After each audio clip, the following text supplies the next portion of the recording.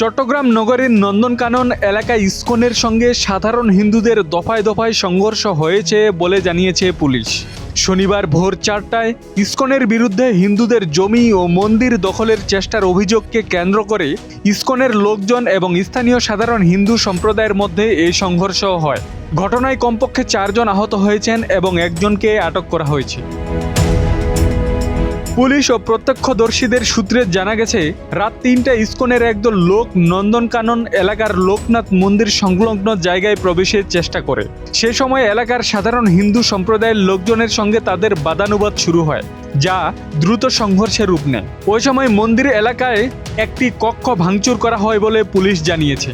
এছাড়া বৈদ্যুতিক সরঞ্জাম ক্ষতিগ্রস্ত হওয়ার খবরও পাওয়া গেছে। মূলত লোকনাথ মন্দির নিয়ে ইসকন ও অন্য সাধারণ হিন্দুদের মধ্যে এই সংঘর্ষ হয়। ইসকন রাতের বেলা এলাকায় ঢুকলে সাধারণ হিন্দুদের সঙ্গে সংঘর্ষ হয়।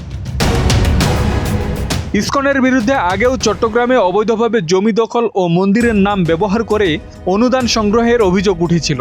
সে সময় প্রবর্তক সংঘ চট্টগ্রামের নেতারা বলেন, গেরুয়া বসনধারী ইসকন নামধারী পেশিশক্তি ব্যবহার করে জমি দখল করছে এবং যৌথ চুক্তি অমান্য করা ও পাহাড় কেটে প্রাকৃতিক পরিবেশ পরিবর্তন করার অভিযোগও আনা হয়। ঘটনার পর থেকে নন্দনকানন এলাকায় থমথমে পরিবেশ বিরাজ করছে। স্থানীয় সাধারণ হিন্দু সম্প্রদায়ের লোকজন জানিয়েছে, তারা তাদের মন্দির ও ভূসম্পত্তি রক্ষায় সবসময় সজাগ থাকবেন। পুলিশ বলছে, পরিস্থিতি নিয়ন্ত্রণে রাখতে এলাকায় টহল অব্যাহত রয়েছে। আব্দুস সালাম, প্রজন্ম 24।